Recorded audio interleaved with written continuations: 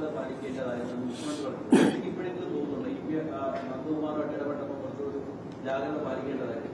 അല്ല, ഞാൻ ഇപ്പോ എന്നെ സംബന്ധിച്ച് ഏതൊരു വലിയ ലീഡറെയുമായിട്ട് ചർച്ച നടത്താൻ പോകുമ്പോൾ അദ്ദേഹത്തിന്റെ പേന പിടിക്കുന്ന ആരാണ്, അദ്ദേഹത്തിന്റെ പെട്ടി പിടിക്കുന്ന ആരാണെന്ന് ഇതൊന്നും നോക്കേണ്ട കാര്യം എനിക്കില്ല. എന്നെ സംബന്ധിച്ച് എന്റെ പ്രസ്ഥാനത്തിലേക്ക് കൂടുതൽ ആളുകളെ കൊണ്ടുവന്ന് പ്രസ്ഥാനത്തിന്റെ പ്രതലം വർദ്ധിപ്പിക്കുക, കേരളത്തിൽ ഭരണകൂടത്തിന് നേതൃത്വം കൊടുക്കാൻ ഭാരതീയ ജനതാ പാർട്ടിയുടെ നേതൃത്വത്തിലുള്ള NDA വരിക, ഇത് മാത്രമേ ഉള്ളൂ. ഈ ജാഗ്രത പാലിക്കണം എന്ന് പറയുന്ന പിണറായി വിജയന് ജാഗ്രത ഉണ്ടായിരുന്നുവെങ്കിൽ നമ്മുടെ കാസർഗോഡില് കിന്നാനൂർ എന്ന് പറയുന്ന ഒരു സ്ഥലമുണ്ട്. ആ സ്ഥലത്താണ് കേരളത്തിൽ ആദ്യമായിട്ട് വലിയ രീതിയിൽ ബോക്സൈറ്റ് ഖനനം ചെയ്തത്. പണ്ട് EM ശങ്കരൻ നമ്പൂതിരിപ്പാട് അദ്ദേഹം ആദ്യമായിട്ട് ഒരു മന്ത്രിസഭയ്ക്ക് നേതൃത്വം കൊടുത്ത സമയത്താണ് ഇവിടെ ഒരു പൊതുമേഖലാ സ്ഥാപനം സ്വാതന്ത്ര്യ സമര സേനാനികൾ ചേർന്ന് കണ്ണൂർ മാങ്ങാട്ടുപറമ്പിൽ ഉണ്ടാക്കിയിട്ടുള്ള ഇതുപോലെയുള്ള ഒരു ക്ലേയുടെ ഒരു പൊതുമേഖലാ സ്ഥാപനം ഉണ്ടായിരുന്നു. ആ പൊതുമേഖലാ സ്ഥാപനത്തെ പഠിച്ചതിന് ശേഷം അന്ന് EMS പറഞ്ഞു, ഈ പൊതുമേഖലാ സ്ഥാപനം പോലെ തന്നെ ആയിരിക്കണം കാസർഗോഡിലെ കരിന്തളത്തെ കിന്നാനൂരിലെ ഈ ബോക്സൈറ്റ് കമ്പനിയും എന്ന് പറഞ്ഞൊരു പൊതുമേഖലാ സ്ഥാപനമാക്കി കൊടുത്ത് ആ പൊതുമേഖലാ സ്ഥാപനത്തില് ഗോവ തുറമുഖം വഴി ഒരു സിക്കീന്ദ്രർ എന്ന് പറയുന്ന ഒരു കമ്പനി മുതലാളിക്ക് ഗോവ തുറമുഖം വഴി ചൈനയിലേക്ക് ബോക്സൈറ്റ് കടത്തി. അവസാനം അവിടുത്തെ മാർക്സിസ്റ്റ് പാർട്ടിയുടെ യൂണിയൻ നേതാക്കന്മാർ രംഗത്ത് വരികയും ആ കമ്പനി പൂട്ടിക്കെട്ടുകയും ചെയ്തത് നമ്മൾ കണ്ടതാണ്. അപ്പൊ കാസർഗോഡിലെ പൊതുമേഖലാ സ്ഥാപനം അന്ന് അവിടെ നിലനിന്നിരുന്നുവെങ്കിൽ മലബാർ സിമന്റ്സിലേക്ക് അവർക്ക് ആവശ്യമായിട്ടുള്ള ചില കാര്യങ്ങൾ അവിടെ നിന്ന് കൊടുക്കാൻ സാധിക്കുമായിരുന്നു. അപ്പൊ ആ ബോക്സൈറ്റ് കമ്പനിയും അത് അവിടെ പൂട്ടിക്കെട്ടി മലബാർ സിമന്റ്സിന് വില വർദ്ധിപ്പിച്ചു. മലബാർ സിമന്റ്സിന് ആവശ്യമായിട്ടുള്ള വസ്തു പുറത്തുനിന്ന് കൂടുതൽ വിലയ്ക്ക് ഇറക്കി. ആ രണ്ട് കമ്പനിയുടെ കഥ അത് കഴിച്ചു. അത് കഴിഞ്ഞ് മലബാർ സിമന്റ്സിൽ അഴിമതിയെക്കുറിച്ച് ശശീന്ദ്രൻ പറഞ്ഞപ്പോൾ ശശീന്ദ്രനെയും മക്കളെയും കൊന്ന് കെട്ടിത്തൂക്കുന്ന സാഹചര്യമുണ്ടായി. VM സുധീരനും ശോഭാ സുരേന്ദ്രനും അതുപോലെ അന്നത്തെ മുഖ്യമന്ത്രി VS അച്യുതാനന്ദനും ഉൾപ്പെടെ അദ്ദേഹത്തിന് ഞങ്ങൾ നിവേദനം കൊടുക്കുന്നു, ഞങ്ങൾ സെക്രട്ടേറിയറ്റിന് മുന്നിൽ സമരം നടത്തുന്നു. ഇതൊക്കെ മാധ്യമ സുഹൃത്തുക്കൾക്ക് ഓർമ്മയുള്ള കാര്യമാണ്. ഇന്ന് ആ കണ്ണൂരിലെ മാങ്ങാട്ടുപറമ്പ് മലബാർ ഇന്നൊവേഷൻ സെന്ററിന് മുഖ്യമന്ത്രിയുടെ മരുമകൻ എങ്ങനെ കൊടുത്തു? അന്വേഷിക്കണ്ടേ?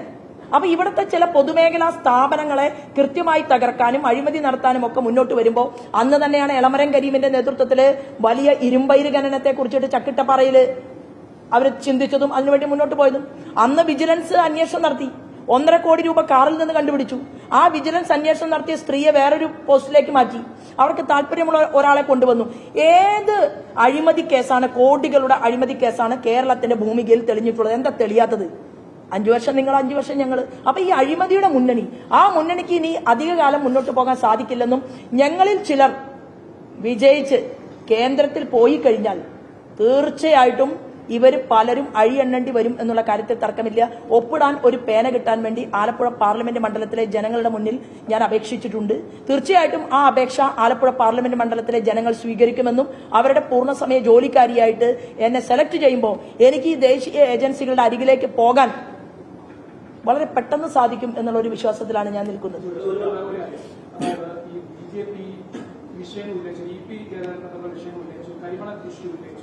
ഈ സമയത്തെല്ലാം ഈ പാർട്ടിയിൽ നിന്നുള്ള പിന്തുണക്കാർ, പ്രത്യേകിച്ച് BJPയുടെ പലപ്പോഴും ഒരു നേതാവ് പോലും ശോഭാ സുരേന്ദ്രൻ എന്ന് പറയുന്ന വ്യക്തി ഉന്നയിച്ച ആക്ഷേപങ്ങളുണ്ട് അതിനോട് അനുകൂലമായിട്ടോ അല്ലെങ്കിൽ അങ്ങനെ സംഭവിച്ചോ എന്ന് പറഞ്ഞു പോലും പ്രതികരിക്കുന്ന അത് കണ്ടിട്ടില്ല. ശോഭാ സുരേന്ദ്രൻ ഒറ്റയ്ക്ക് പറ്റി ഒറ്റയ്ക്ക് കാര്യങ്ങൾ പറയുന്നു. എന്താ പറയുക കാരണം?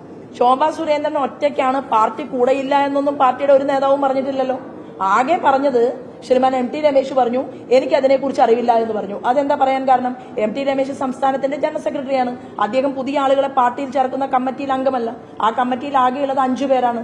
ആ 5 പേരെന്ന് പറയുന്നത് ഡൽഹിയിൽ നിന്നുള്ള ഓൾ ഇന്ത്യ ജനറൽ സെക്രട്ടറി, അതുപോലെ മധ്യപ്രദേശിൽ നിന്നുള്ള മുഖ്യമന്ത്രി, ഇപ്പോ അദ്ദേഹം മുൻ മുഖ്യമന്ത്രിയാണ്. അതിൽ ശോഭാ സുരേന്ദ്രനുണ്ട്, സുധീർ എന്ന് പറയുന്ന ഒരാളുണ്ട് രാജസ്ഥാനിൽ നിന്ന്. ഇങ്ങനെ നദ്ദാജി ഉൾപ്പെടെയുള്ള ഒരു പരിമിതമായിട്ടുള്ള ഒരു ബോഡിയാണ്. ആ ബോഡിക്കകത്ത് എടുക്കുന്ന തീരുമാനങ്ങൾ ഒരുപക്ഷെ ഞങ്ങളുടെ സംസ്ഥാനത്തിന് പെട്ടെന്ന് പറയാൻ സാധിക്കുമോ? അപ്പൊ അവര് ശോഭാ സുരേന്ദ്രൻ പറഞ്ഞ് തെറ്റാണ് എന്ന് എന്റെ ഒരു സഹപ്രവർത്തകനും പറഞ്ഞിട്ടില്ല. അതുകൊണ്ട് തന്നെ ഞാൻ ഉന്നയിച്ച കാര്യങ്ങൾ കൃത്യതയാണ് എന്നുള്ളത് മാധ്യമ സുഹൃത്തുക്കൾക്കും ബോധ്യമുണ്ട്. ഞാൻ കരിമണൽ കർത്തയുടെ വിഷയം ഉന്നയിച്ചു. അത് ഇവിടെ വന്ന് ആഭ്യന്തര വകുപ്പ് മന്ത്രി അമിത്ഷാജി തന്നെ കൃത്യമായിട്ട് അദ്ദേഹം തന്നെ മാധ്യമ സുഹൃത്തുക്കളോടും ജനങ്ങളോടും പറഞ്ഞു, ഈ കരിമണൽ ഖനനത്തെ, അനധികൃതമായിട്ടുള്ള ഖനനത്തെ അത് വെച്ചുപൊറിപ്പിക്കില്ല. അദ്ദേഹം പറഞ്ഞല്ലോ, ഞാൻ കരിവന്നൂരുമായി ബന്ധപ്പെട്ടുകൊണ്ട് 3 വർഷക്കാലം മുന്നോട്ട് പോയി, അതിൽ റിസൾട്ട് ഉണ്ടാക്കാൻ സാധിച്ചു. ഇനിയും അതിൽ ചില ആളുകൾ പിടിക്കപ്പെടാനുണ്ട് എന്നുള്ളതാണ്. അപ്പൊ അതിനുവേണ്ടി തീർച്ചയായിട്ടും നമ്മൾ മുന്നോട്ട് പോയിക്കൊണ്ടിരിക്കുകയാണ്.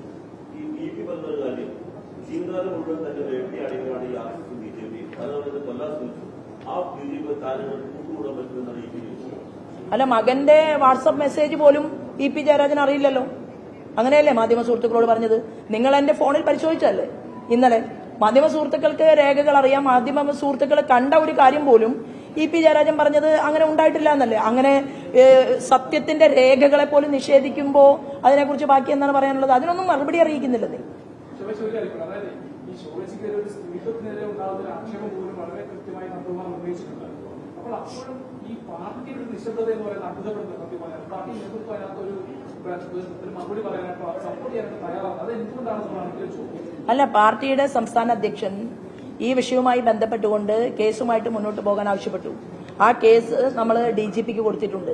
ഈ കേസുമായി ബന്ധപ്പെട്ട് ഞാൻ അതുപോലെ തന്നെ കോടതിയിലും ഒരു കേസ് നമ്മൾ മുന്നോട്ട് പോകും. ദേശീയ വനിതാ കമ്മീഷന്റെ ചെയർപേഴ്സന് പരാതി കൊടുത്തിട്ടുണ്ട്. അങ്ങനെ ചെയ്യേണ്ട എല്ലാ കാര്യങ്ങളും നമ്മൾ ചെയ്തിട്ടുണ്ട്. പിന്നെ ശോഭാ സുരേന്ദ്രൻ അങ്ങനെ കൈപിടിച്ച് ശോഭ ഈ കാര്യം ചെയ്യണം ആ കാര്യം ചെയ്യണം എന്ന് പറയാൻ മാത്രമുള്ള തളർച്ചയൊന്നും ശോഭാ സുരേന്ദ്രൻ ഇല്ല. എന്റെ സഹപ്രവർത്തകർക്ക് അറിയും. അതിനെന്തിനാണ് പിന്നെ മറ്റൊരു സഹായത്തിന്റെ ആവശ്യമുള്ളത്?